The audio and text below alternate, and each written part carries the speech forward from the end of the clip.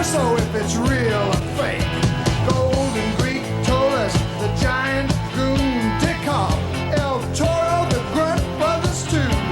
The wild Samoans got something crazy going. They're gonna be going after you. Wrestling tonight. Everything is bigger than life. All right, we are back on Wrestling Tonight. And I am your humble hardcore host, Mad Dog Butch.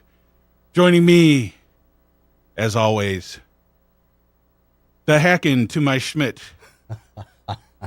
None other than Brace. Don't call him Buddy Beemer. Yeah. Now, before we get going, I want to just thank everybody once again for the positive response that they've given us for this podcast last week. I want to thank Levi Blue for being such a great guest last week as well. But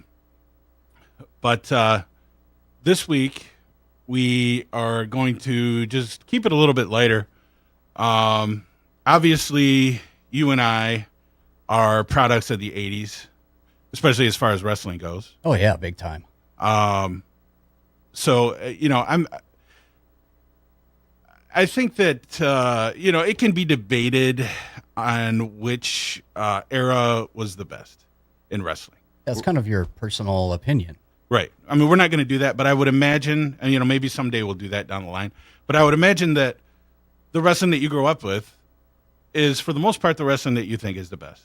I mean, if you talk to somebody from the 90s, they're probably going to think that the Monday Night War era or the Attitude Era is the best.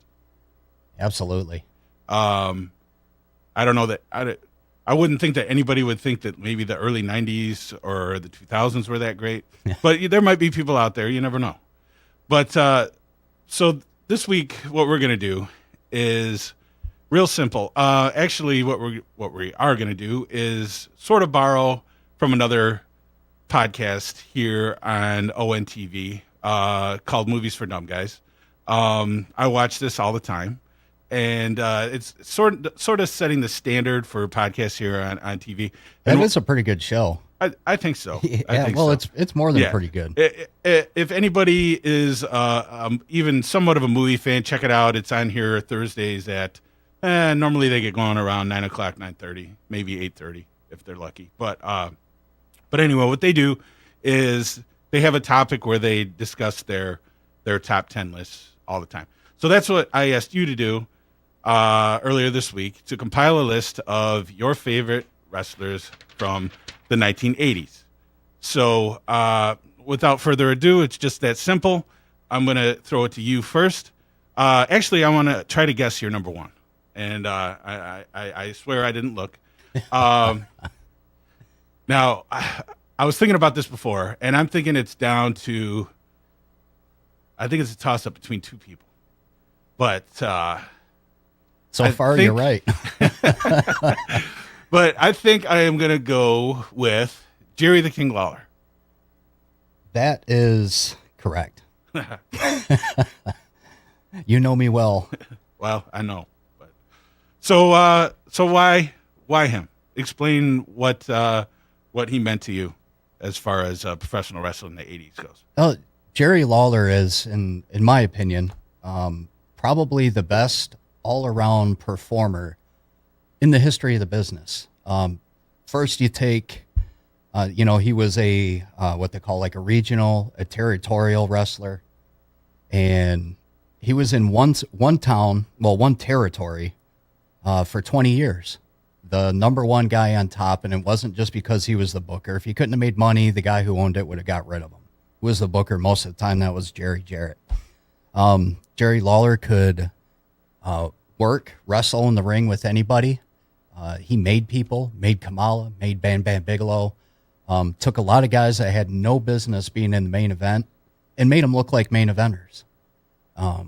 He could fight with somebody that's 5'7", Bill Dundee, more of a European roughhouse style. Right. Or, like I mentioned, Kamala, Bam Bam Bigelow, some of the bigger guys. He was just phenomenal. He had the best punches that I've ever seen in wrestling. I tried to pattern mine after his. And you did. Oh, thank you very You did a much. fantastic job of that. Oh, thank you. Geez, that he also booked matches. He was pretty good at that. Maybe some might say not as good as Jerry Jarrett was, but nonetheless pretty good. In addition to that, look at what he did in the WWF. Once he got up there, he was probably the hottest heel that they had in a while. And to me, they really didn't push him as much as they could have because they're not a territory that really likes to have, big time heels. Well, there was the allegations. That is reportedly what hurt him. Remember the allegations? Oh, yeah, with the because he came in there super hot. It looked like he was going to be the number one heel in there, and then they kind of put him on the back burner a little bit. Yeah, because of true. those allegations. Yeah, and the allegations are what The allegations were like some underage girl anyway, and I believe he was cleared of all those. Oh yeah, charges. he was. Yeah, it turned out to be just crap, Right.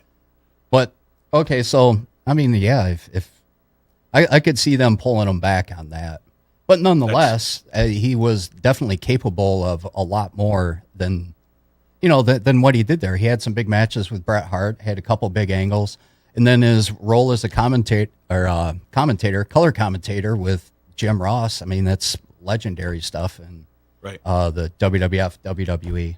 Yeah. I'll agree with you. I remember seeing Lawler in the wrestling magazines first, and he's compared to like the guys that we were seeing in WWF at the time, or even NWA at the time. He just didn't look like. I mean, he almost looked like he was from the older era because nobody really had the bowl haircut, and nobody really was wearing a goatee at that time, and he wasn't really in super jacked up. He was not in the shape. Very good like point. a lot of the guys were.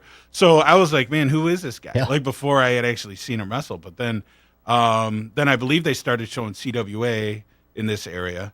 Yeah. And so I finally got to watch him. He had his own show, the Jerry Lawler show that they used to show on that channel. What was that channel? Score. Yeah. It was Bloomberg Business during the day until 6 or 7 o'clock at night. Then it changed over to Score Sports Network. Okay. Well, there was, and I will say this: the Jerry Lawler show was basically his vehicle to show how he had beaten like everybody that had gone on to other things. Like he'd show his match with Hulk Hogan, he'd show his match with Randy Savage, he'd show his match with Rick Rude. And Bam Bam Bigelow, because Bam Bam Bigelow was super hot at that time in the WWF.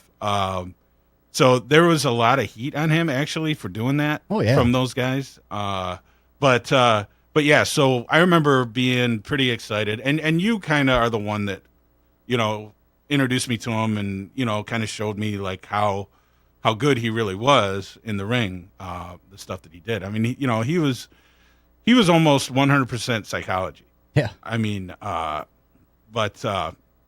yeah, just all those different guys that he could go in there and have a great match with. He's not on my list, but I would definitely put him up there. And I remember, like, I was super excited for him to have a feud with Bret Hart when he went into WWF, and unfortunately, like I said, because of what happened behind the scenes, they kind of derailed his push in there, but it got toned down. If definitely, that wouldn't have happened. Yeah, I mean, still, I mean, he was super popular and everything, but I think that if that would not have happened, I would have liked to have seen what they would have done with him. I mean, I think he would have just been, the number one heel in there for years. Oh yeah, definitely, and not to mention that later on when he would get into the ring, kind of on spot duty, and the guy still wrestles to this day, even after the heart attack. Yeah. He wrestles every weekend. He's 7 or 66. Yeah. But the match with the Miz, after his mother died at WrestleMania, like that, this stuff was, I mean, it was good stuff. It looked like Jerry the King Lawler. Right. It wasn't. He didn't look like Ric Flair. Older in his career, he still looked like the King, and the matches were kind of set up that way. So yeah. Yeah. It wasn't too long ago that I saw a match of his, and he didn't look like he really missed his step. I mean, obviously he's not going 30 minutes like he used to, right. But still, I mean, he looked just as good Yeah. doing what he was doing. And some matches out there that you can find on YouTube for Lawler. Anything against Bill Dundee, anything against Nick Bockwinkel versus Jackie Fargo. And these are back in his Memphis CWA territory, those type of matches. Just phenomenal. Yeah. Phenomenal talent. Yep, I agree with that. But with that, we will go to my number one.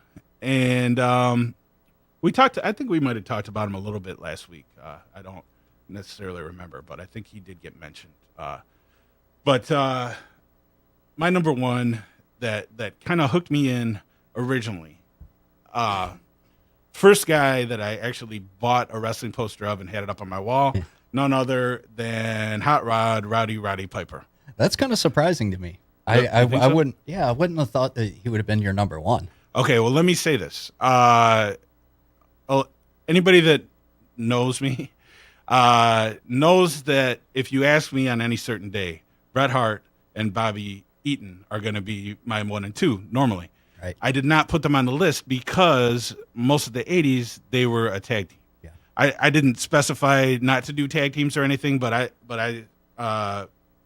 did my top 10 of just singles wrestlers. I had the same approach. Okay. Yep. Yeah. So we'll probably get to tag teams somewhere down the line. And if we just do our overall top 10, Bobby Eaton and Bret Hart would be on whichever day you ask me, 1 and 2. Sure. So with that, though, Roddy Piper was one of the original guys that, like I said, that just hooked me in. Just what he did was amazing. And, I mean, he was just – I mean, there were other heels, obviously, in WWE at the time.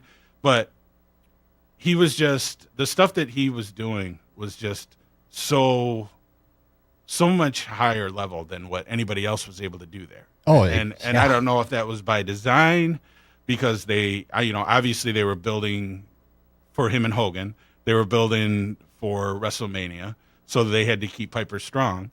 But it never sounded like anything that I've heard. It never really sounded like Vince told anybody else to like scale anything back to make Piper look better as far as what he was doing. Right. But he comes in as a manager of Dr. D. David Schultz and Orndorff, and then eventually he starts wrestling.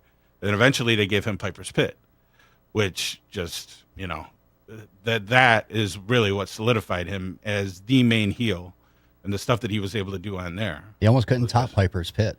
No, and his wrestling ability. I mean, nothing against his wrestling ability, but I mean, he didn't have to do like he was considered a brawler, Right. but he did what he had to do. I mean, people rag on Hogan too, but Hogan did what he had to do. Without, Hogan could go out there and do 5 moves or whatever throughout the whole match every time. But they're both great workers at the same time. Right, exactly. I mean, again, it goes back to the psychology. I mean, Piper didn't have to do a lot of that stuff to get over. He could just kick and punch and poke in the eye and, do heelish tactics when when the timing was right to do those things. Hell, sometimes he just had to walk to the ring. That too. It was over so much. His stuff with Jimmy Snuka. Oh yeah, breaking the coconut over Snuka's head. Yeah. That angle was just huge. And really, they never had a real blow off for that. I know they had like matches, right? And Snuka won some, Piper won some, but really after that and WrestleMania, Piper kind of protected himself.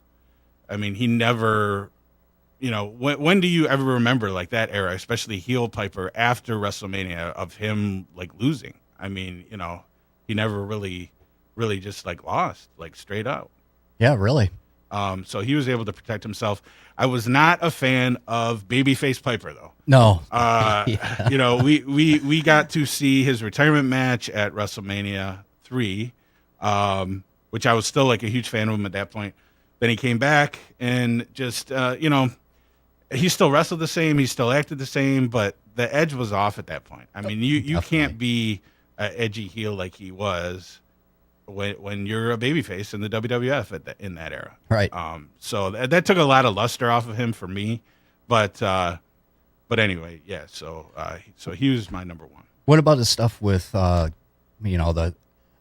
famous match with Greg the Hammer Valentine, the dog collar chain match in Mid Atlantic Wrestling? Yeah, that was great. Yeah, that too. I mean, I'm not that familiar with his stuff pre WWF. I mean, I've gone back and watched it, Right? But I've seen the matches. I didn't really see the build up to the matches, so I can't really comment on that stuff. But go ahead and who is your number two? Number two, former AWA World Heavyweight Champion, I believe 3 times, Nick Bockwinkel, plus AWA Tag Team Champion. Nick Bockwinkel, just a legend. He kind of doesn't. Well, he really doesn't get. He's kind of one of those guys that doesn't get the credit that he deserves, I feel, anyway. Being from the AWA and, like a lot of people nowadays, they talk about the WCW, that part of the NWA and the WWF. But the AWA was out there. It was a huge company for a long time. Nick Bockwinkel, world champion, could work with a broomstick, kind of like Jerry Lawler, Yeah. Yeah. He was just phenomenal in the ring. You really never got the same match. He had his moves, his shtick, but he could work with anybody. You would just get something a little different every single time with Nick Bockwinkel. Yeah. His match with Kurt Hennig, he made Mr. Perfect Kurt Hennig. You say he made him, but Yeah. ESPN 1 hour draw, Right. fabulous, just fantastic. Right. All the stuff against Jerry Lawler. Yeah. Just, he's hard to beat. Between 1 and 2, Nick Bockwinkel and Jerry Lawler. Okay, that was not the other one that I was thinking of for you. I will say this: if you ask me now, Nick Bockwinkel is definitely in my top 10. But I was looking at it from the standpoint of who I actually liked in the '80s. Oh, okay. Now, Nick Bockwinkel, compared to, let's say, well, when I first started watching, I believe Rick Martel was the AWA champion. Ric Flair's the NWA champion. Hulk Hogan's WWF champion, obviously. So after Martel loses it to Hansen and Bockwinkel ends up getting it from Hansen, I just thought my perception of Bockwinkel was being too old. Yeah, sure. So I did not appreciate him until years later.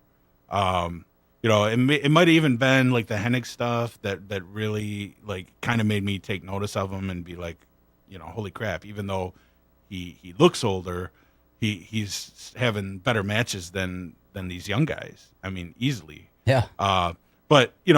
Since I've gone on and I've seen like a lot of his stuff, I realized like what a great talent he was. Now, I believe that I saw a match with him versus Flair, and I always thought that would be a dream match.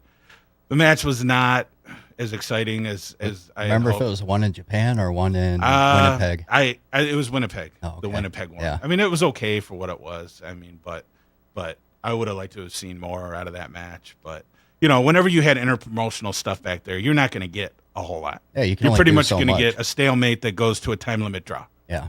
That's pretty much what you're going to get. Nobody If wants to there's look bad. Champion versus champion from two different territories at that point. That's how it's going to be. Right. So Good point. So yeah, good one. So my number two is a guy that I saw him in the early '80s, and I didn't really care for him. He was a babyface at that point. I didn't really care that much about him until he turned heel in the late '80s, which was 1988, I believe. Him and Lex Luger were tag team champions, one of the greatest heel turns of all time. He turns on Lex Luger in the World Tag Team title match and joins the Four Horsemen, and that is Barry Windham. Exactly. Barry was always kind of booked as like as a babyface. I mean, no doubt about it. He had fantastic matches with Flair. I mean, those matches With anybody. Yeah, those matches were amazing. But even going back to his WWF days as tag team champions with Mike Rotundo, I didn't really appreciate him. But going back, he's another one that after he turned heel, I could go back and look at his babyface stuff, and realize, how great he really was. But just that that heel turn and joining the Horsemen, I think, just elevated him to another level. And like I said, I mean, it was the last couple of years of the '80s, but it still counts. Yeah, and you would be hard pressed to find. Well, I mean, people that really get involved, with wrestling one way or another, as a super fan or a smart mark, whatever you want to call them. You'd be hard pressed to have somebody not have Barry Windham in consideration for a top 10 like this. Yeah, I mean, a lot of people consider him the uncrowned world champion. A lot of people feel that he should have beaten Ric Flair at one point, and he probably would have if Flair wouldn't have jumped ship and gone to WWE. Part of the reason, and I've watched a lot of the shoot interviews and the like and discussion on this, and part of the reason why Barry really didn't get the shot is because he was kind of aloof. He did have a tendency just to take off. And, it kind of like Jerry the King Lawler. The same thing you could say about him is, maybe the guy should have got like a little title run, but really both of them weren't the type of people, more so Lawler than Wyndham, don't get me wrong, that would go night after night, go balls to the wall, wrestle 7 days a week. And they could do that for short stints, but kind of a long haul, like a serious champion. I don't think he had that type of confidence. Yeah. But definitely every tool you can have in the toolbox to be the man. Yeah, and I've gone back and watched a lot of the Kevin Sullivan's Army versus Blackjack's Army, or whatever, Blackjack's group From Florida. In Florida. Yeah. Barry Windham, to me, is head and shoulders above his father as a wrestler, and I'd never really noticed that until going back and watching some of his stuff. If you go back and watch some of Blackjack's stuff. Oh yeah, back then. Yeah, I've watched what you're talking about. Yeah, he just it's not good. Very hell, you might as well throw Kendall in there too. Yeah, as far as but then Blackjack was at the time he was yeah, he was older at that point, 45 years older, true. Whatever. That's true. Okay, who's your number 3? Number 3, I have Terry Bam Bam Gordy. Mostly in the United States, mostly famous for being part of the Fabulous Freebirds with Michael Hayes and Buddy Jack Roberts. Terry Gordy, in my opinion, the best big man ever in the sport. And you can argue that. I could probably, argue that with myself. But Terry Gordy, his stuff when he was in UWF, I mean, really anywhere he went, world class. Just the guy was a stud. Even in Japan, a lot of people like a lot of the Japanese stuff now, and he's a legend over there in Japan. Yeah. I just don't. I don't know of another big man that can do as much, as good as Terry Gordy could.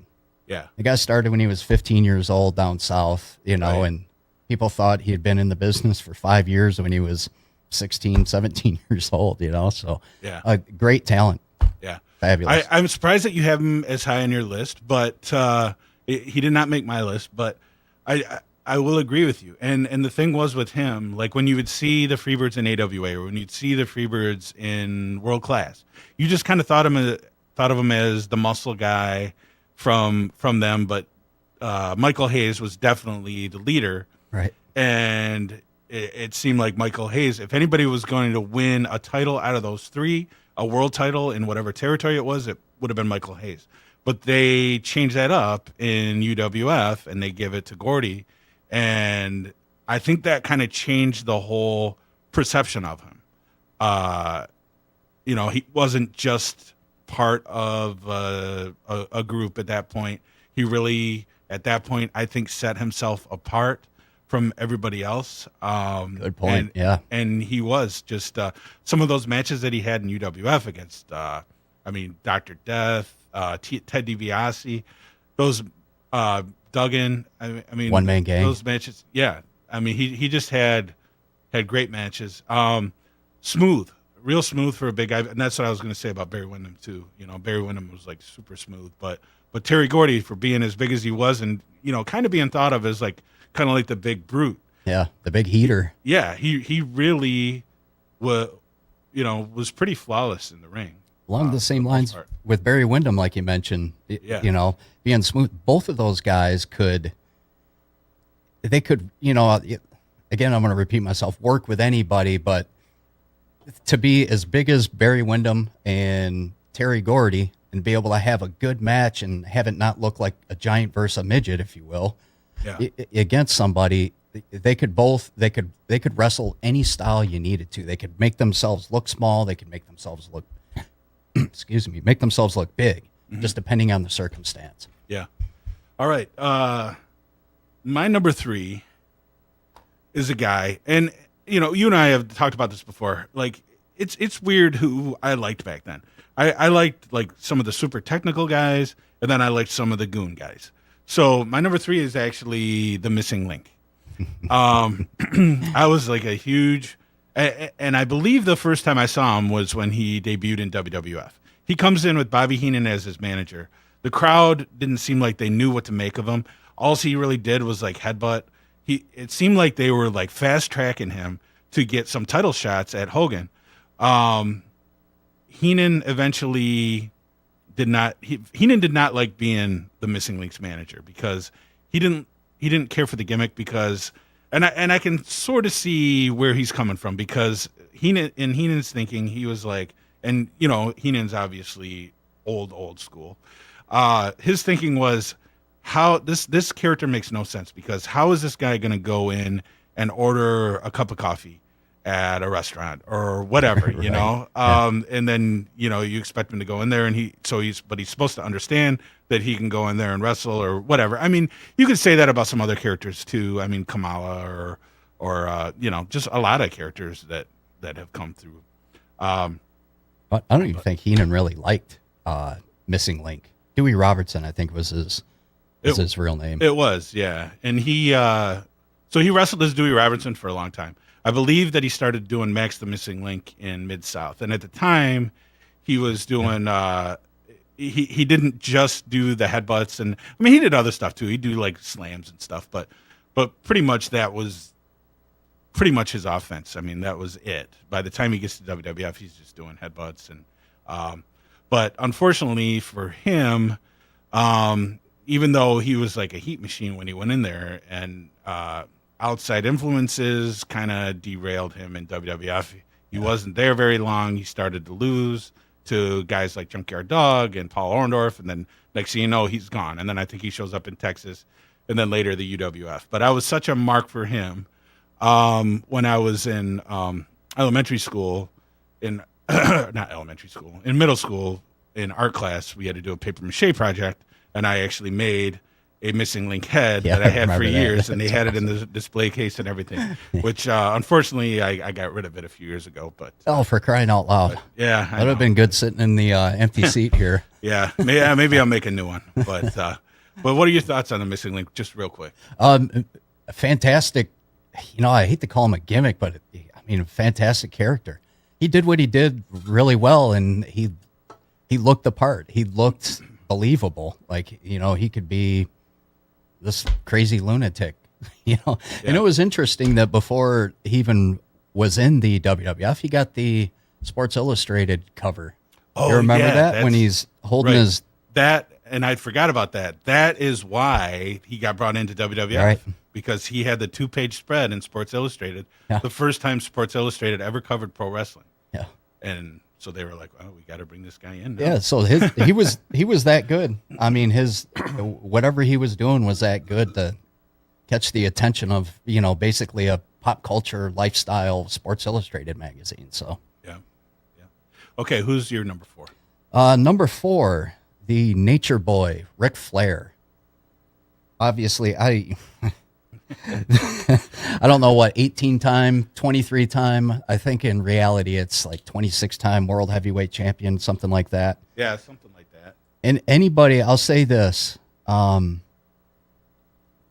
anybody that can at that time that holding the NWA World Heavyweight Championship was a complete different ball of wax than later, maybe even later in the 80s, into the 90s, until NWA and then WCW finally went away. But holding that title and wrestling as much as he did, night after night, against people that he didn't even know half the time, maybe not half the time, but at least a third of the time, he'd go in the ring.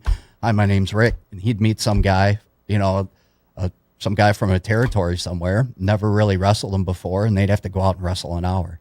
Yeah. The guy wrestled so many 1 hour matches, maybe not as much as Harley, or maybe as much as Harley, or Dory Funk, but just an absolute machine. I think he's got to be in everybody's top 10. I can see why you wouldn't put him in there if you think maybe his matches were too similar, but here's a guy who wrestled 330 times a year and had to go in there and wrestle with a broomstick sometimes. Somebody really didn't know what they're doing, and fantastic. Yeah. A true legend. Yeah, I agree with you. This is mainly the reason why I said let's do our favorites and not the greatest, because for whatever reason, Ric Flair was never one of my favorites. I totally respect what he did. I loved watching his matches. But for whatever reason, maybe it goes back to what we were talking about last week, where I was more of a fan of the underdog or the guys working their way up towards the title. Yeah. Instead of the guys that held the title. Well, we're little kids, so you kind of look at it different, Yeah, but taking nothing away from Flair, I mean, one of the greatest promos of all time. Yeah. And like you said, going from territory to territory, he could get a good match out of Kerry Von Erich and then go on and wrestle, Barry Windham, go on and wrestle Rufus R. Jones, right. Go on and get a good match out of Bad Leroy Brown, for Christ's sake. Yeah. So yeah, I mean, if we're talking about the greatest, Ric Flair is definitely up there. For whatever reason, he just was never one of my favorites. And I can't explain why. Oh yeah. There's a lot of people that think that way. Yeah. But tremendous. I didn't even mention the the promos and. Oh yeah. Geez. Yeah. I mean, just to this day. I mean, even to this day, when somebody gets chopped in the ring, they do the Ric Flair woo, and most of those kids probably don't even know why. Yeah. But so interesting that was your number 4, because my number 4 is one of Ric Flair's greatest rivals, and it's the person that Ric Flair has said that it is the person that he had the greatest matches with, and that is none other than Ricky the Dragon Steamboat. I didn't see Steamboat, unfortunately, until he was in the WWF.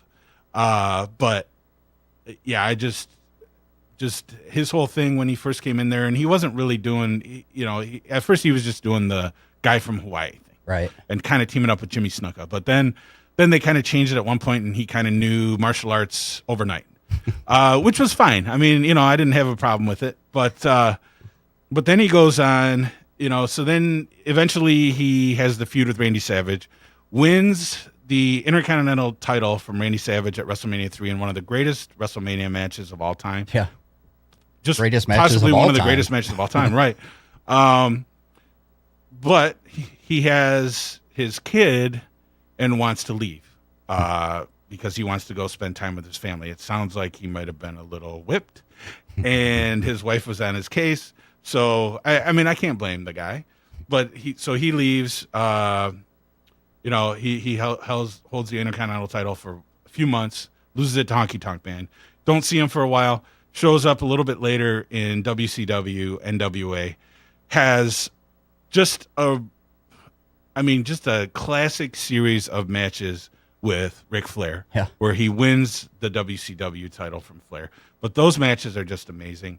Another guy that's like super smooth, just amazing. And then he comes back. I mean, jumping way ahead, he comes back a few years ago. Still has great matches with Chris Jericho. That was ridiculous. It didn't look like he lost a beat. I know. And now he's a trainer for WWF. But just an amazing talent. Yeah, stud. And one of the guys that never worked heel. Never, ever. Maybe one of the only guys that never worked heel. Yeah. And he could sell. I mean, selling meaning for anybody who doesn't know, just, taking the punishment from the other guy. That guy, in my wrestling, I pattern a lot of what I did, just off of Ricky Steamboat, particularly the selling. Yeah. And just phenomenal. Yep. Absolutely. What a great.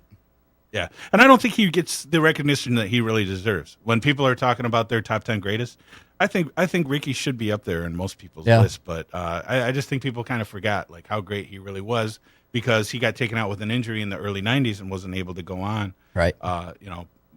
Further than that. But and he kind of marched to his own drum anyway, he did leaving too, the like WWF. Right, exactly. Even in the NWA, the Mid-Atlantic territory, he wasn't as much of a mainstay. Yeah. So he almost booked himself like an attraction, like a 6-month attraction. Yeah. Yeah, you're right. Okay, who is your number 5? Number 5, speaking of Ricky Steamboat and the Intercontinental Championship, my number 5 is the Honky Tonk Man, Wayne Ferris. Okay, now this is who I thought it was going to be a toss-up between 1 and 2, between him and Lawler, honestly. Yeah, it was hard not to put him up there. Honky Tonk Man, probably, for my money, one of the best bad guys or heels or dirty wrestlers in the history of the business. He didn't have to do anything for people to hate him. And the guy could punch.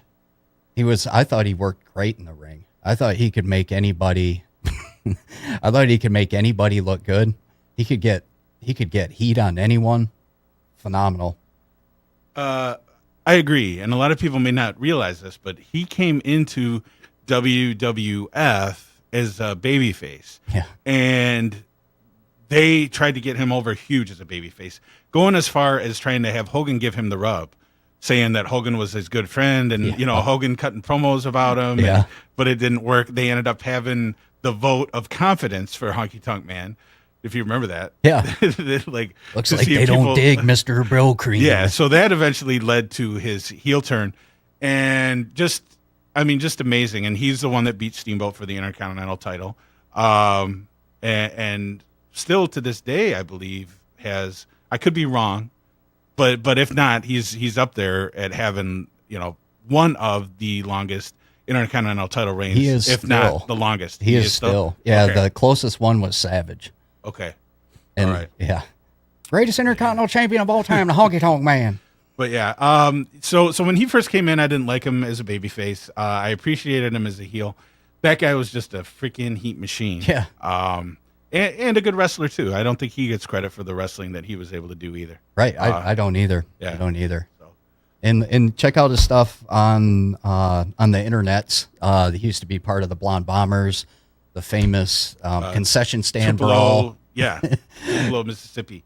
With Lawler and Dundee. Great Yeah. stuff. Yeah. Great. Okay. My number 5 is a guy that gets a lot of heat nowadays. Kind of gets trashed. And it's really undeserved, I think. It is none other than Hands of Stone, Hollywood, Ron Garvin, whatever you want to call him. And I'm sorry. He was one of my favorites. I mean, to the point where, and they called him Hollywood Ron Garvin because he had like the hairstyle that was long on the sides, but he'd kind of slick it back, flat top on top. So I was such a mark for him. I went and got my haircut like that. It was kind of like it wasn't just him because the movie Stand By Me came out and all those guys in that movie also had the same haircut. So for whatever reason, I thought that looked cool. Looking back, that was a horrible decision on my part. But anyway, Ron Garvin he was always involved in some upper tier stuff. I mean, he always had titles. Whether it be the U.S. Tag Team titles with Wyndham, whether it be the Mid-Atlantic title. Yeah. His matches with Flair, even though you never really thought he was going to win, his matches with Flair, those guys just snugged the hell out of each other. Yeah, their chests would both be hamburger by the end of it. I loved his offense. It was so unique. I mean, and it just looked like he was hammering the crap out of people. Yeah, he looked legit. Yeah. One thing that was funny, the Garvin Stomp, you and I ripped that off, but we did a different version of it, a double version of it. But Randy Orton does that nowadays. Yeah. But the knock on him is his title run when he finally did beat Flair for the world title right here in Detroit in the cage match. Everybody goes back to that title reign or lack thereof because he held it for a month. The whole thing was set up so Flair could win the title back in a cage match at Starrcade. Right. Supposedly the story is that they went around and asked people, and Ron Garvin was the only one that wanted to do it. Ron Garvin loses the belt. The knock on him is that he never defended it during that reign. But how is that his fault?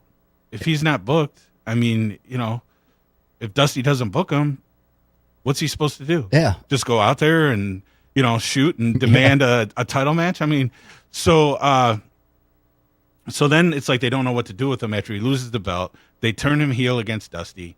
He leaves soon after that, before it even got to anything. Goes to AWA, wins the television title from Greg Gagne. Yeah. Has that for a little while. I think Gagne wins it back. He leaves there, goes to WWF. They're trying to give him a push, but his style does not get over in WWF. Has a little feud with Greg the Hammer Valentine, turns him into a referee, then he's gone. Yeah. And part of the deal with Ron Garvin, the Hands of Stone, is that he was big in the South, the southeastern U.S. He was a huge name, and then once he got the title and got on TBS, and then got the title, and when he'd go outside, if he came to Detroit, he really wasn't a big name in Detroit. If they go over to Chicago, or some of the places that that just didn't have that history of the Southern wrestling territories, like around Knoxville, Mid-Atlantic, etc. He wasn't received all that well.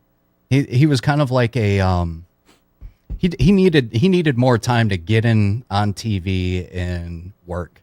Yeah, he needs 20-minute matches to kind of swing, kind of like Greg Valentine or his dad Johnny Valentine. At least 20. I just want to say this real quick. One more thing two things.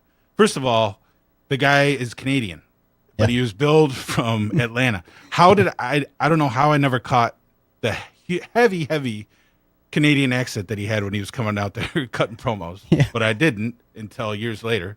One thing. The other thing was he was the first guy that I ever saw use the sharpshooter / Scorpion Deathlex. And when Sting started using the Scorpion, that's what they said. They were like, Ron Garvin taught it to him, and this is why. I don't think he ever really wanted to win matches. Yeah, I don't remember that. Maybe he did, but he was the first one that I ever remember using that. Yeah, I don't remember the part about him teaching Sting that. Yeah, when Sting first started using it, they were like, because that was building up to the match with Flair, so they were saying Sting needs to learn a submission move to counter the figure four. Okay. So that was the storyline that Ronnie Garvin taught Sting the Scorpion Deathlock. So that is my number 5. Who is your number 6? You're gonna like this one. Dr. D. David Schultz.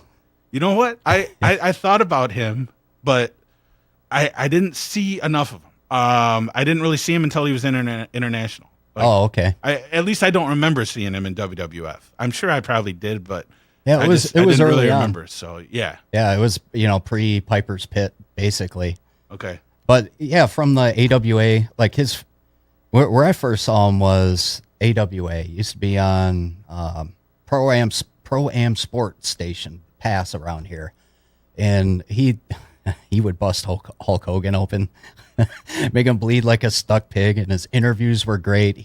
He looked like he was going to take your head off. I mean, he was believable, kind of like the Ron Garvin type deal. Yeah, and that's probably a thread with most of the people in our top 10. They're kind of believable as who they are. Right. I'm gonna guess, but Dr. D, it was great. And then I saw him in WWF.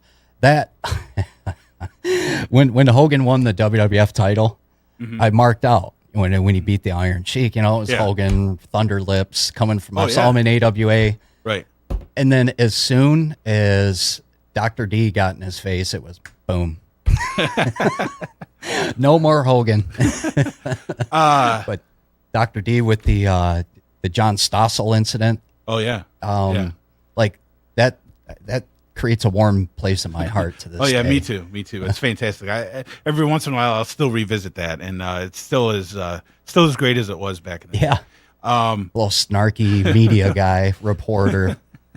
Jeez. Now I will say this: David Schultz could have been Stone Cold Yeah. years before Stone Cold became Stone Cold. Oh, yeah, he because was. they did a whole vignette where they go to his house and he's some southern like hick yelling at his family, yelling at his wife, showing how he's just like living like a kind of like a slob, but was awesome. just like an angry redneck. Yeah. And I didn't see that until after. But like I said, I was familiar with him. I didn't see him until he showed up in International, I think, and I think he was working in Puerto Rico. Yeah. Yeah. And the stuff in International I loved as well. Probably more so because I was a fan. You'd work with Hercules Ayala and a lot of the guys, between International Wrestling was a group in Montreal, Canada. Gino Brito owned it at the time, and they would work with the World Wrestling Council in Puerto Rico. So got to see a few matches there from some names that you only read about in magazines. So Dr. D. David Schultz coming in at number 6 on Brace Beemer's list. All right. I did not have him in my top 10, but I did think about him. But unfortunately, I just didn't see enough of him to put him on there. So my number 6 is an interesting one for me because I liked this guy even before I saw him wrestle, and it was based on a Worked After magazine doing an article about him, and it is the gentleman Chris Adams. I remember buying a couple wrestling magazines. Like I was looking at WWF magazine. I remember the whole scenario. I was going hunting with my dad and my brother, and we stopped at the drugstore on the way up. So I was like, I'll give me something to read. So I'm looking at the WWF magazine. Lo and behold, who's there? None other than Eddie the Maverick Hughes / Cactus Caleb, who we will talk about in future episodes of Wrestling Tonight, believe me. But so he's like, don't be buying the WWF magazine, buy these cover them all. So I'm like, okay, so I buy these.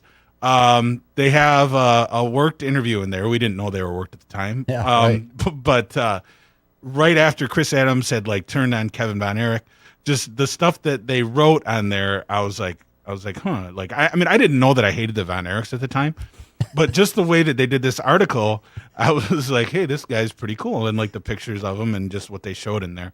But later on, when they do finally start showing World Class on ESPN, I get a chance to see the Von Erichs. And my cousins are from Texas. They love the Von Erichs. First time I see the Von Erichs, I was like, you got to be kidding me. I was like, this is what everybody's talking about. These guys suck.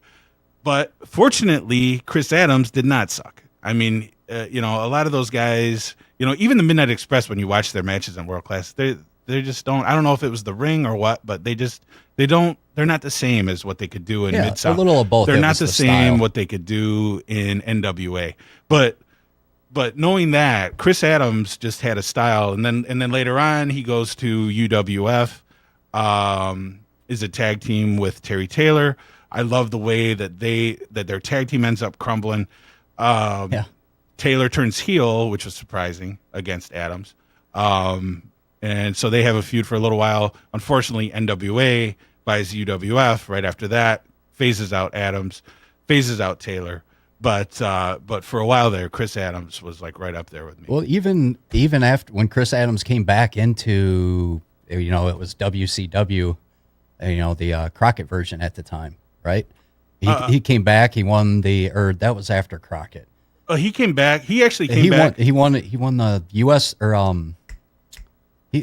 Nobody beat him. I'm trying to think of what title maybe a TV title or the U.S. title in Crockett's territory. It may have been when Turner owned it. Now that I'm thinking about it, he was on. Yeah, it was called WCW. So probably afterward. Yeah, he beat everybody. Chris Adams. Chris Adams. Yeah, absolutely. I don't think so. I think I would remember that, and I don't remember that. He came back years later during the Monday Night Wars on Thunder, but I should say too that he is most noted for training Stone Cold Steve Austin. Oh, exactly. And then they had that feud, but no, he pretty much stuck to Texas after that. I'll have to look into it. I don't remember that. I don't remember him coming back until like the WCW Thunder days, and they were kind of doing it, but he didn't do much in there either. Huh. So I'll have to check into that, but I don't remember him coming back. Yeah, at that point. I couldn't believe they let him win that much. At least, if I'm remembering this right. I don't think you're remembering it right. I think you're confusing him with somebody else. I'm almost positive you are. But anyway, we only got about 10 minutes left, so let's start speeding it up a little bit. Who is your number 7? Number 7, Harley Race, 8-time NWA champion. This was kind of, I had seen clips of Harley Race on every wrestling show that I watched, one way or another. And that's kind of how I got introduced to him. I'd see him in a couple matches, and even when he went to the WWF, stud. I thought, I just love the way that he like took his bumps, like the way he moved. And then it maybe a lot of this is me going back in hindsight and watching some of his other stuff. But here's another guy, we mentioned Ric Flair before, wrestling every night, 1 hour draws. Harley Race was a machine. Yeah. There are times when I just think about this stuff, because I'm a wrestling freak. Yeah. And there are times where I have Harley as the greatest champion of all time. It's him, Flair, or Dory Funk. A lot of that you could say Luthez, but just kind of in my era. But Harley Race comes in at number 7. Okay. Fantastic. Yeah. His interviews were believable. Another guy who, believable. Yeah, I'll agree with you there, but I again, not one of my favorites. If we're talking about the greatest, I would probably, debatable for me, but could possibly end up in my top 10. But yeah, I mean, no denying his contribution to the business. I mean, just amazing and legitimate tough guy. Everybody talks about what a legit tough guy he really was. So okay, let's start going through these a little bit quicker. My number 7 is another guy that I didn't really that I didn't really appreciate until the end of the 80s, and that is none other than Terry Funk. I knew of Terry Funk's history with the NWA title and everything, but when he was in WWF, I wasn't a fan of his. I didn't think he was anything special. Me neither. I like the stuff, but not. Yeah, But he's in a feud with Junkyard Dog too. So what can you do? Yeah. That's the reason why he left, because he got tired of working with Junkyard Dog. He just left one day, and he was at the airport and was like, tells Jimmy Hart, "I'm not going to the next town." He's like, "I just can't do it anymore. I can't work with the dog. I'm going to retire." So he leaves.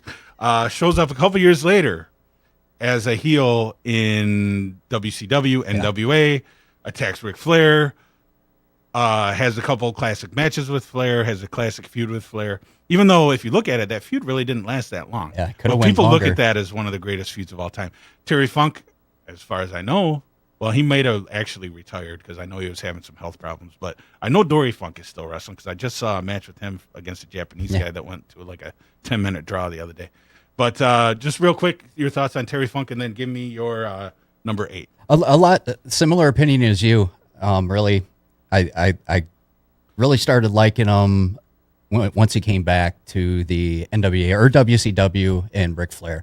But a lot of my reverence for Terry Funk is from looking at the history now, as opposed to live and in color at the time. Okay. As a matter of fact, can you give me the rest of your top 10? Sure. Quick? Number 8, I have Tully Blanchard, Heat Machine, Four Horsemen. Yeah. Number 9, Stan the Lariat Hansen. Didn't get a lot of ink in the United States, big time in Japan. And number 10, another Nature Boy Buddy Landel. Yeah. Phenomenal talent. Yep. All three of those guys, phenomenal workers. I didn't really appreciate Tully until later on. I didn't really appreciate Hansen until later on. I did love Buddy Landel, though. Yeah. Just amazing. Another guy whose push kind of got derailed because of outside influences. So we're running out of time here. So real quick, my number 8 is Mad Dog Buzz Sawyer. Nice. I knew he was going to be on yours somewhere. My number 9 is Tony Atlas. Really? Yeah, I was a huge fan of Tony Atlas in the beginning. Yeah, I mean, I didn't realize he was already on the way down when I started watching WWF, but Yeah, I mean he was like Even one Rocky of my Johnson favorite guys. Right, were like that an was exciting tag team. They were already done at that point. Yeah. Tony was working prelims, but I really liked his work. Later on, he goes to WCW. The Black Superman wins their title, and then from there goes back to WWF as Saba Simba. But that era, when I first started watching, I really was like a huge Tony. He was Atlas a fan. very big name. People don't realize how big of a name he was. And my number 10 favorite wrestler of the '80s was the Great Samu. Nice. Who was Samoan number 3 in WWF. But he, when he was in international wrestling, they made him the champion. He couldn't have been around very long, but Right. I mean, just had amazing matches with was Dino awesome. Bravo, won the international title. And then everybody else would kind of know him later as Samu in tag teams like the Samoan SWAT team and the Head Shrinkers in WWF. Samu and Fatu. Yeah. So, so that pretty much wraps And it part up. of the Samoan lineage, that big oak tree they have for their Yeah, exactly. Oh, and then even later, he was in ECW as part of the Samoan Gangster Party. yeah. But all right, we will not be on the next 2 weeks, but we will be back on in January. So keep checking our page, our Facebook page.